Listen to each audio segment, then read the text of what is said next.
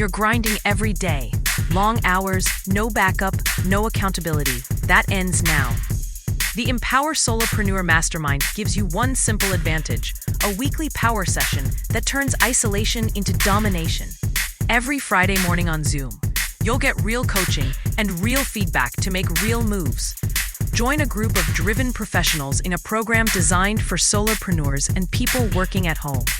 Stop getting stuck. Start scaling. Seats are limited. Lock in yours today at modernobserver.com/empower-mastermind.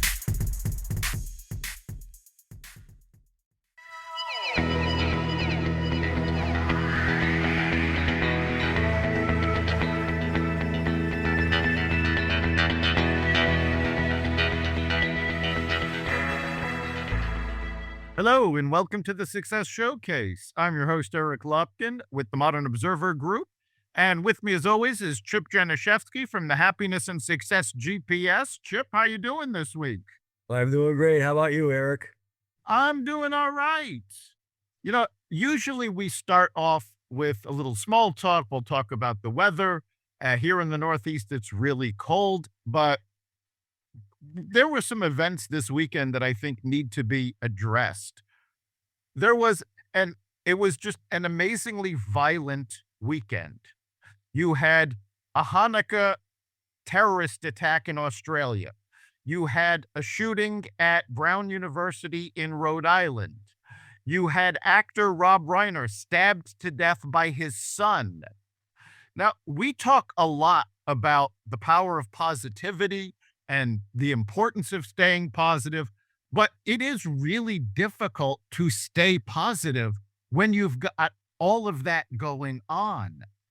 So I usually wait till the end of the podcast to say this, but I want to kick off with this. Folks, reach out to somebody you haven't spoken to in a while. Let them know you're there for them. Let them know you care, because we really need to spread more positivity, because otherwise we're going to be overwhelmed with this negative, news. Yeah, absolutely. I mean, as a lot of you folks know, I went to Providence College, and my sister actually lives in Providence, right near Brown. So she was actually on lockdown for several hours on Saturday when this was all going on. So, I mean, my thoughts and prayers are going out to everybody back there. It's a second home. That's where I met my wife. My wife is from North Providence. So, just praying for a happier, healthier world. And the bottom line is, it's all our choice. And there's probably a really good segue into what we're going to be talking about today. Yeah, so let's spread some positivity.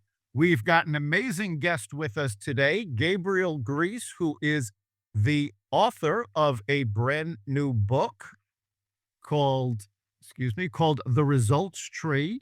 So, Gabriel, welcome to the show, and introduce yourself to our listeners. Great to be here, Eric, Chip. Great to be here. Thank you for having me. Yeah, Gabriel Griess, founder of Navigating Leaders. It's an ecosystem of some books, e-courses, coaching, really put together over about 25 years of experience I've had in the transformational emotional intelligence space, which really catapulted off my time in the military. So when I was 18, I left home from the cornfields in Nebraska and headed off to the Air Force Academy. And upon graduation there, then went off and flew airplanes and did senior leadership management stuff for the Air Force for about 20 years before retiring in 2015. And so I just had a lot of opportunities to learn and experience both good and bad things, I suppose. Learn learn lessons through all sorts of experiences in life. And so the Results Tree, the book, is really a culmination of a lot of that learning and a lot of exercises, and just a really neat way to share how I've sort of built the life that I have, which is an amazing life. My wife and kids, the companies we own, it is a testament and a blessing, certainly. Fantastic. Now, one of the things I noticed about the book, and this is probably just because I'm in publishing, but I happen to notice the categories that it's filed under. And it is self-help, personal growth, religion, Christian living, personal growth, and business and economics leadership. Now, you don't often see business and economics and religion tying in like that. So tell us a little bit about how you tied the two together and what made you decide to do that. Yeah, it's a great question. So, success in any domain really begins with self, right? It's an inside job. So if you want financial success and wealth, then you get to be the person that that abundance comes to. If you're seeking to have abundance in relationships, then you get to be that person that's worthy of that abundant relationship, right? It doesn't matter what the problem is, it begins with me. And so in the book, we look at a number of different domains: faith, family, finance, fitness, freedom, just all sorts of different areas in life where it's like take an inventory. We use results to say, hey, this is a mirror for what I've created, right? Because the world I have around me, the life I have today is the life I've built. And so if I don't like it, I'm the only one to blame. If I do like it, I'm the only one to blame. And that's kind of the intersection, right? Is really, I can't help anybody else until I've helped myself. Excellent. Yeah, that's something, so many people think if they're going to be successful in business, they have to give up other parts of their life. If they want to focus on family, then they have to take whatever work comes their way, whatever business comes their way. And it really isn't true. You do need to work very holistically on all parts of your life. 100%. 100%. Years ago now, I was introduced to a sort of an order, a taxonomy of priorities. And the first time it was said to me, I'm not sure I audibly laughed, but I'm pretty sure I was like, sure, that sounds good for you, buddy. But I live in reality, right? And the order is a priority is God, self, spouse, kids, purpose, currency, right? Currency being your job or how you make your money, right? Is last on that list of six. And when I share that with folks, a lot of people are like, yeah, and then can't do that. Or it's one of the biggest obstacles I think people find is when you list that order of priority, they think that also is like an equation for where your time should be spent. And it's not a one for one thing, right? God is first because I sit up in the morning and I say a prayer and I open up the YouVersion app and I read the verse of the day and I open up Jesus is Calling and I read the 2.5 minutes that's there and I say a moment of gratitude of, hey, this is the day the Lord has made and I will rejoice and be glad in it. Right. And boom, I'm off to my day. Some days I get a little more time but that's the minimum for me. Right. And that's God first. Right. And then I take care of myself and then I see how my wife's doing and then we get the kids up and we get ready for school. We can't, we can't pour from an empty cup. Right.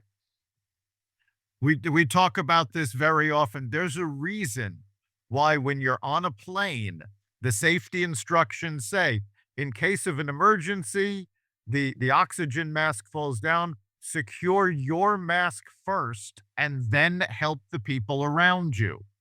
Because you can't help anybody if you're not, if you haven't helped yourself, if you haven't moved up and made sure that you're in a position to actually offer that assistance.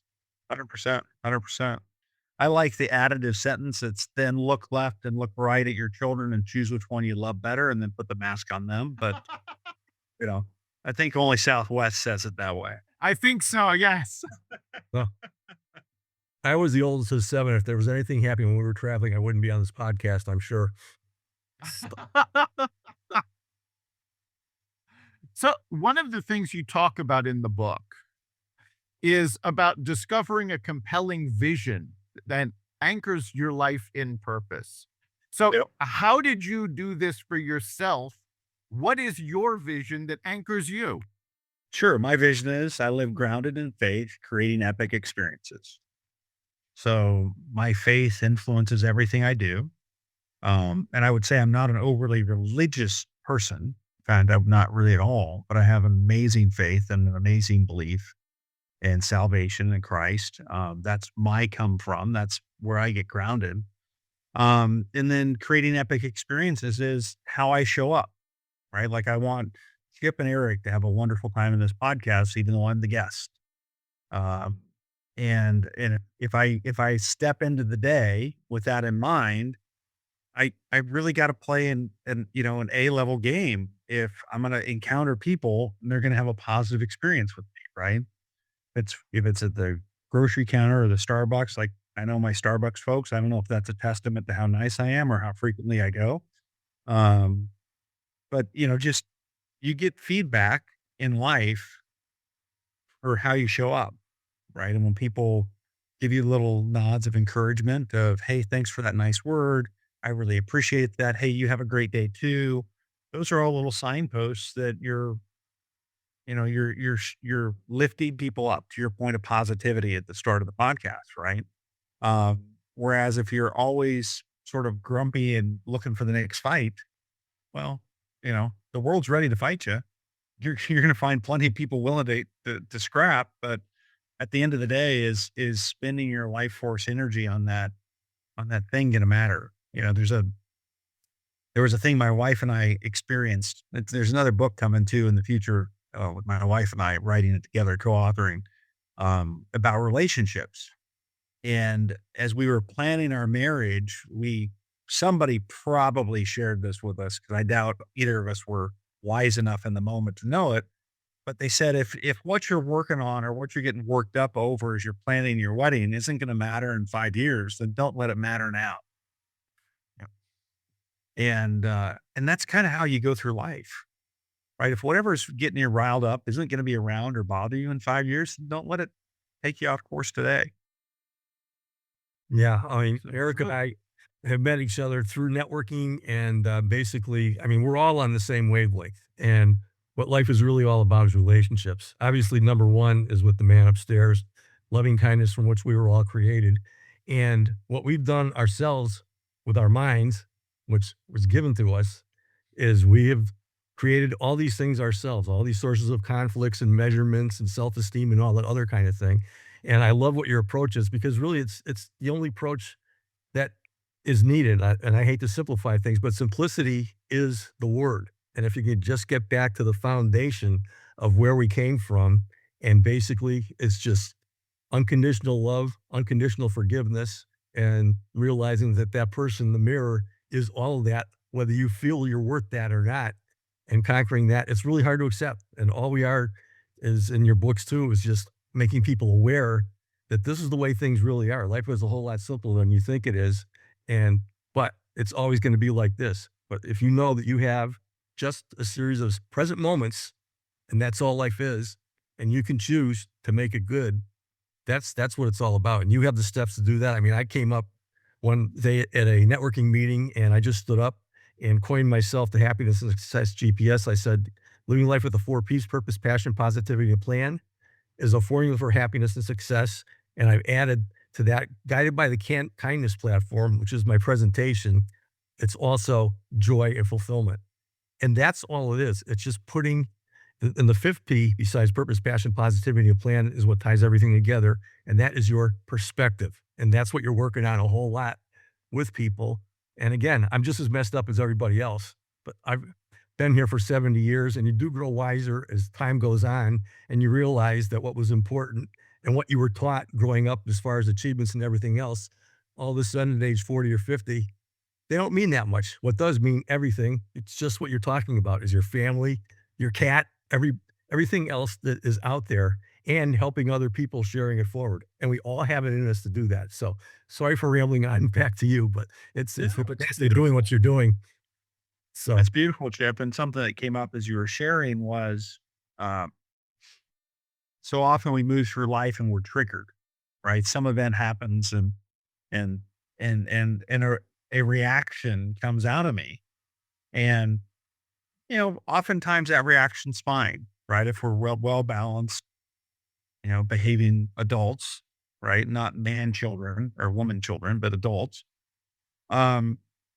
But one of the things that I think is super important is people to take a one potato, two potato pause from an event and then choosing to respond. Right. And so responsibility is in that root word of respond. And it allows me a chance to exercise my sovereign will of element of choice, right? To choose, yes, this event happened. Um, how do I choose to respond versus react? Right. When we run through life in a reactionary manner, um, we're just giving up all our authority and power to whatever it is that's attacking us in that moment. Whereas if we're like, okay, great. Yeah, I choose not to respond to that. Yep. Right. I mean, And I'm going to keep going on. Jack Canfield, success principle number one, event plus response equals outcome. And I always talk about that because all we have is the present moment. However, there is another R between the event and the response, which is the action, which is what you do. And that's reaction. And that's the 60,000 things that go on up in our heads every day. And just as you're saying, if you can take that pregnant pause between your reaction and your response, often of which the best response is no response at all, that's where the magic lies.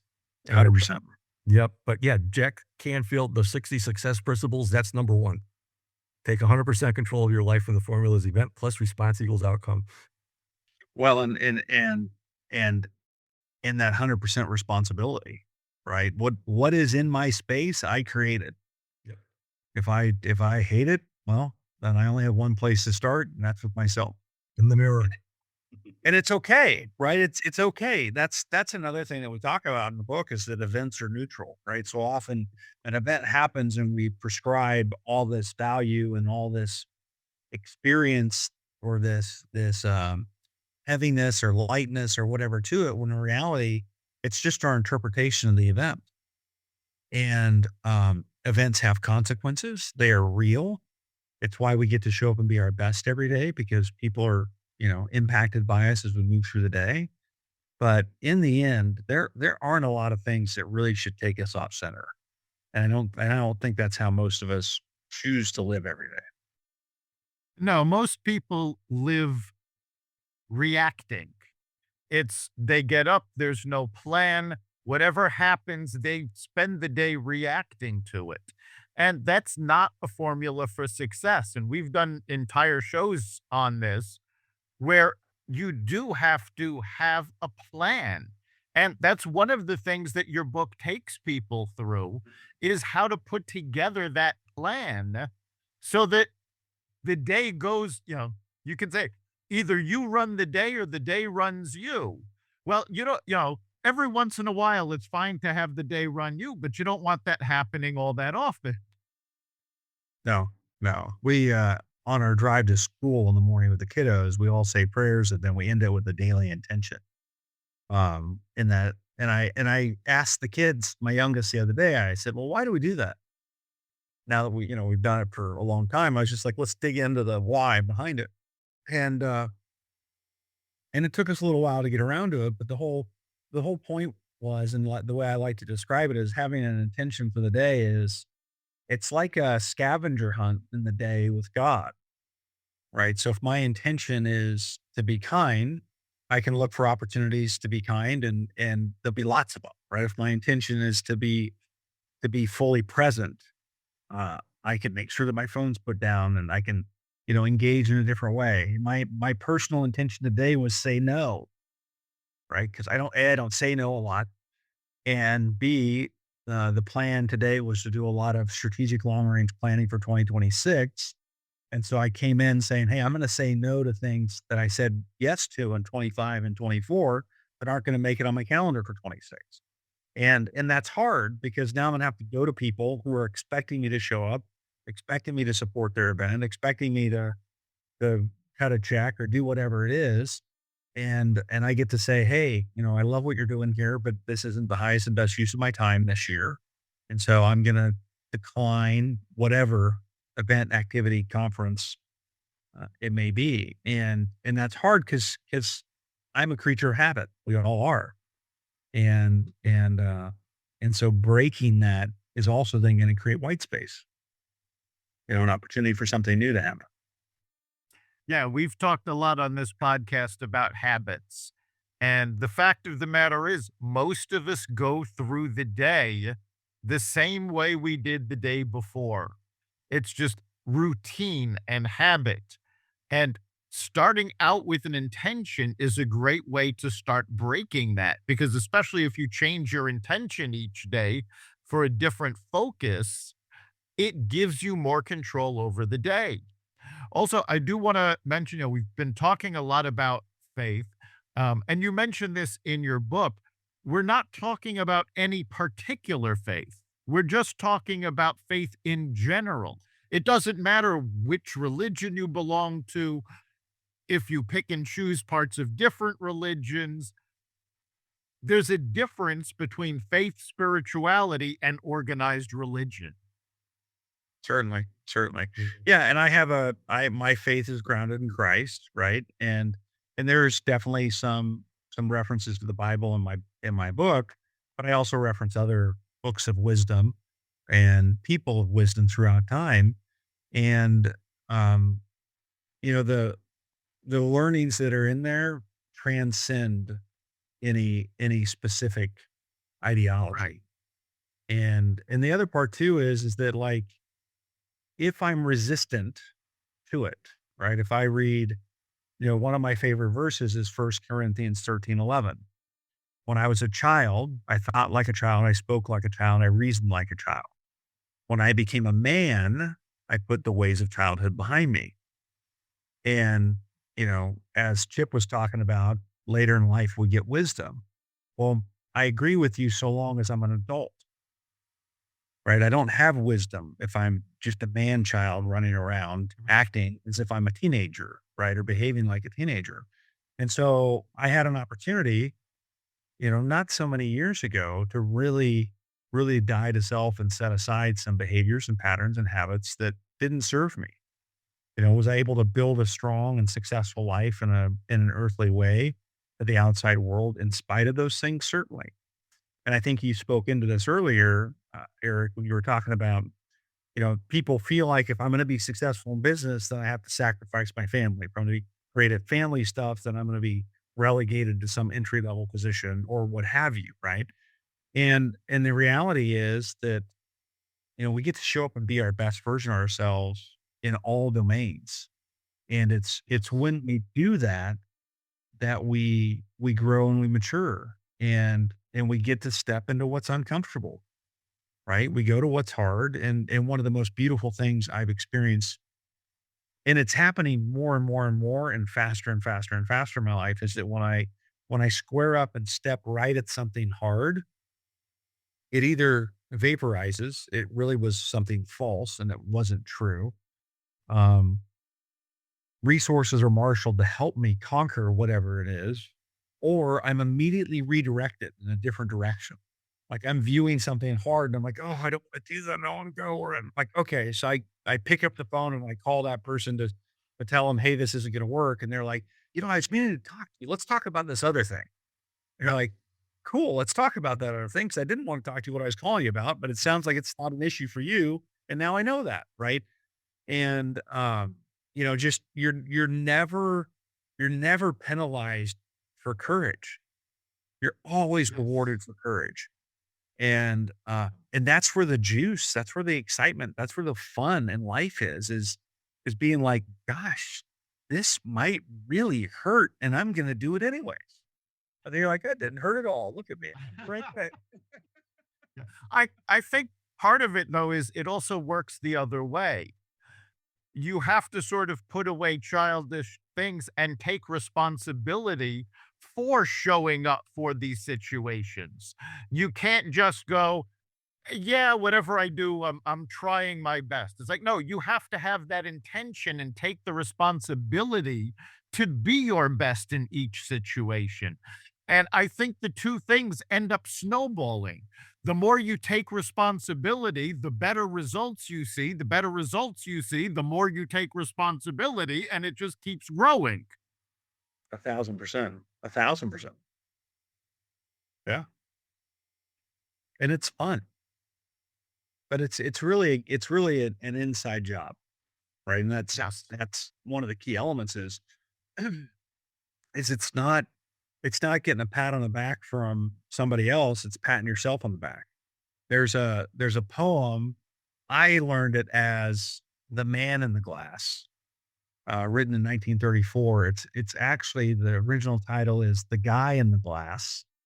And it's a conversation. It's a poem about a man who is standing in the mirror and he's like, you may fool everybody, but you're not fooling yourself. It's the essence of it, right? And that is just so powerful, right? It's like we just get to do our best. And our best changes, right? There's a great book out there called The Four Agreements by Don Miguel Ruiz, right? And our company runs on it. We use it. Yeah. Right. Do your best. That's really good too. Words. Yeah. Don't make assumptions and always do your best. Right. And as a business professional, I've used that for years because when I have disputes that come in the HR personnel world, I'm like, look, one of you violated one of these four things. I promise you, one of you violated it. So go figure it out and then don't do that again. Have you read the fifth agreement? I have, but I don't. It's been probably 15 years. That's my favorite one. It reviews the first four, Uh-huh. but it adds the fifth one because it talks about we're all artists, so we're just making everything up in our own head and so on and so forth. So basically, don't take yourself seriously, don't make assumptions and so on and so forth. The fifth agreement is be skeptical, which means question everything, but learn to listen. And that meeting people in their own space and ties everything together. I listen to that book once or twice a year because of the approach to that. And they have a really, really good analogy in there with the movie theater scene, really between number 2 and number 3.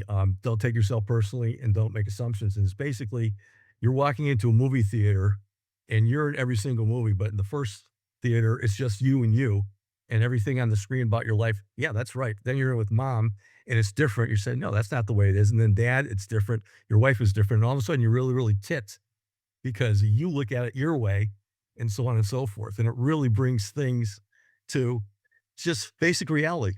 We're all different and we're all creating the different things in our head. And, just as you were talking about, if we just get back to our source and you can call it God or whatever, but the source of all creation is just good and loving kindness. And that's what it's all about. So easy to say, it's so hard to do. Yeah. Love, joy, peace, patience, kindness, goodness, gentleness, and self-control. Yep. Absolutely. All right. We are coming up on the end of our time. So before we wrap up, if somebody wants to get your book, how can they do so? And if they're interested in your coaching programs, how can they get more information? Sure. So the overarching brand is Navigating Leaders. So being a former navigator in the Air Force and somebody who's worked in and trained in leadership principles for a long time. So there's the essence behind the title. So navigatingleaders.com. And at that website, you'll be able to order copies of the book. You can learn more about what we're up to. You can look at our own podcast, sign up to be a guest there, and just learn everything about us. And if you want to send an email, you can send it to Gabriel@navigatingleaders.com. So Gabriel@navigatingleaders.com. Fantastic. Well, it's been great having you as a guest today. Chip, what do you think the big takeaway from all of this is for our listeners? I'm a couple of things. Obviously, you talk a lot about vision. It says without a vision strong enough to hold when your life hits hard. That's so important. Intention. But what I really love, your book is called The Results Tree, but the subtitle is A Proven Path to the Life You Really Want. And I loved your analogy today about the scavenger hunt with God. But for those of you out there, just the scavenger hunt with the source of all creation, which is looking out for you in that mirror. So it's just so neat. It's a wonderful takeaway. I think it's fantastic that you're doing what you're doing. And I know that it's been onward up, moving ahead. Thank you, too. Yeah, for me, I think the big takeaway is going into everything with intention. Don't just let things happen to you. Have an idea of what you want to accomplish during the day and take the responsibility for showing up. I always say you have to get up, suit up, and show up. And you have to take that responsibility to be your best. It doesn't just happen It's a conscious choice, and that choice can make all the difference.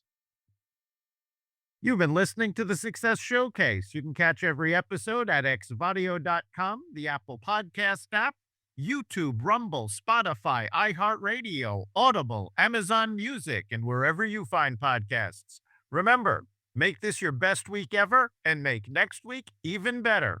We'll see you then.